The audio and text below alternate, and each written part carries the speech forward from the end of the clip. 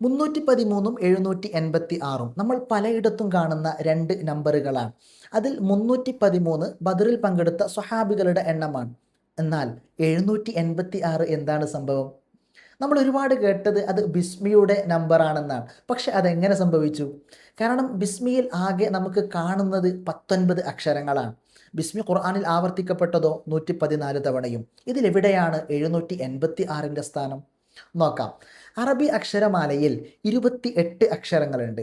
ഈ 28 അക്ഷരങ്ങൾക്ക് രണ്ട് ഓർഡർ പ്രധാനമായിട്ടും അറിയപ്പെടുന്നുണ്ട്. ഒന്ന് അത്തർത്തീബുൽ ഹിജാഇ, അത് നമ്മൾ സാധാരണ പറഞ്ഞു വരാറുള്ള അലിഫ്, ബ, ത, സ, ജീം, ഹ തുടങ്ങിയുള്ള ഓർഡർ.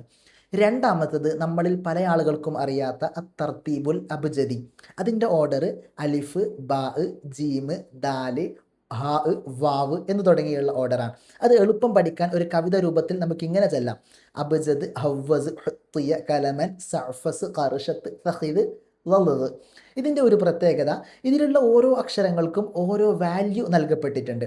അലിഫിൻ്റെ വാല്യൂ 1, ബാഇൻ്റെ വാല്യൂ 2, ജീമിൻ്റെ വാല്യൂ 3, ദാലിൻ്റെ വാല്യൂ 4. അങ്ങനെ ഓരോ അക്ഷരങ്ങൾക്കും ഓരോ വാല്യൂ. അങ്ങനെ നോക്കുമ്പോൾ നമുക്ക് ബിസ്മിയിൽ കാണുന്നത് 19 അക്ഷരങ്ങളാണ്.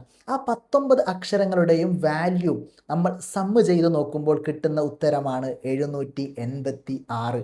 അങ്ങനെയാണ് ബിസ്മിയുടെ നമ്പറായിട്ട് 786 മാറിയത്. വീണ്ടും കാണാം. അസ്സലാമു അലൈക്കും വറഹ്മത്തുള്ളാഹി.